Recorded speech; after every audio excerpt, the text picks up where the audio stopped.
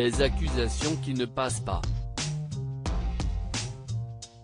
Le 4 mars dernier que le plateau de BFM TV, Coline Berry était venue s'exprimer à propos de la plainte qu'elle avait déposée quelques semaines plus tôt à l'encontre de son père Richard Berry et de son ex-belle-mère Jean Manson pour des faits d'inceste et d'agression sexuelle lorsqu'elle était enfant.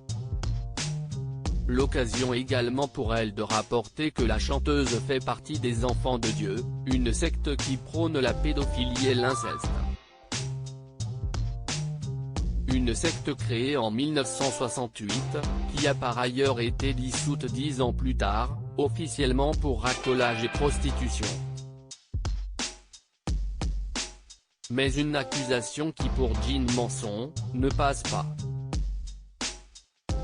J'ai déjà écrit dans mon livre paru en 2011 que les musiciens que je fréquentais, alors rattachés à ce mouvement spirituel, formaient certes une sympathique communauté mais dont je ne suis pas devenu une adepte, a-t-elle ainsi déclaré dans un communiqué relayé sur ses réseaux sociaux, précisant ne pas faire partie et n'avoir jamais fait partie sa vie d'une mouvance sectaire.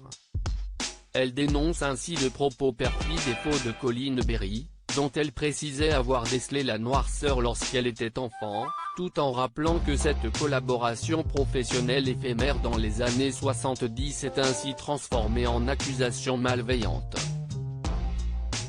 Jean Manson réserve ses explications aux autorités, un démenti qui s'arrête là pour Jean Manson, qui précise qu'elle réserve désormais ses explications aux autorités, tandis qu'elle nie toujours fermement les accusations de Coline Berry. Cette démarche semble inspirée par le fort ressentiment d'une fille à l'égard de son père dans des relations familiales tumultueuses, écrivait ainsi la chanteuse américaine dans un premier communiqué, ajoutant qu'elle s'associait au démenti de Richard Berry qui dénonçait alors des accusations invraisemblables. Je réfute et je conteste avec force l'existence de tels faits, avait-elle conclu.